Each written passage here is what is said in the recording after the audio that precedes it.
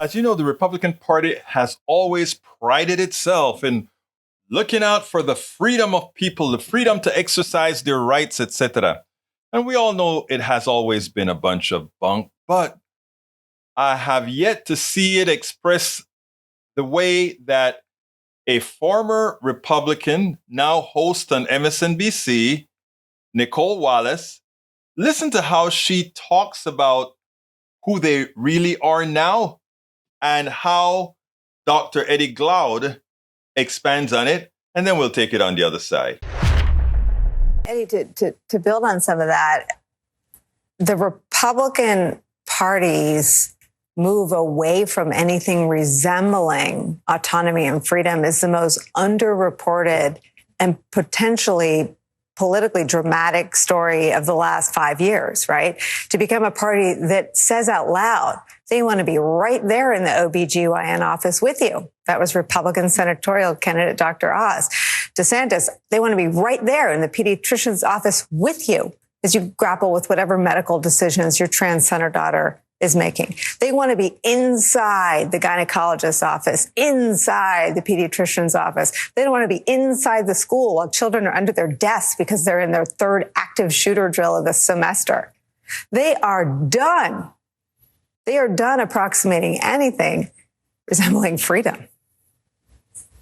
Absolutely. It's almost as if the libertarian wing of the Republican Party has morphed, transformed into only one real serious liberty, and that is the liberty to hate, the liberty to grieve, to express grievance, to express fear and the like. So those elements of the traditional Republican Party that I grew up with, the corporatist wing, the libertarian wing, the values wing, and of course the nativist white supremacist wing, all of that has kind of collapsed into one kind of Frankenstein-like monster. But I think it's really important for us to understand what Basil said. Against the backdrop of the For Freedom speech, this is January 6th, ironically, 1941. He has to give voice to that because in 1939, the largest rally of Nazis occurred in Madison Square Garden, right in the United States.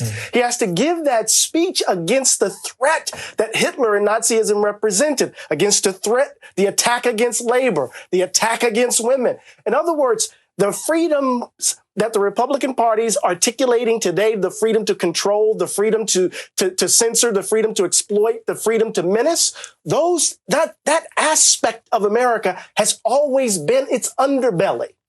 It's just the current Republican Party has turned it over so we can see all the barnacles. And the question is, will we articulate our values in the face of it, just as FDR did? But we have to ask the question, what are those values? I love exactly what he said. What are the values now?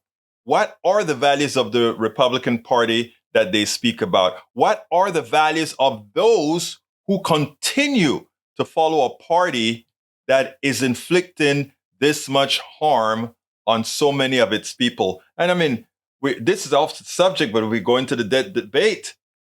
If they fold, all the cuts that they want to make right now, is also going to remove the freedom of their own people, as they are the ones that will be suffering the most, the people who vote for Republicans. Imagine that. Your own constituency, you decide, we'll get you. We'll take away your freedom. But we just won't tell you. We spend a lot of time deconstructing the news, trying to parse it into a form that everybody can understand. We try to find those little nitpicks where it flies above the fray, etc.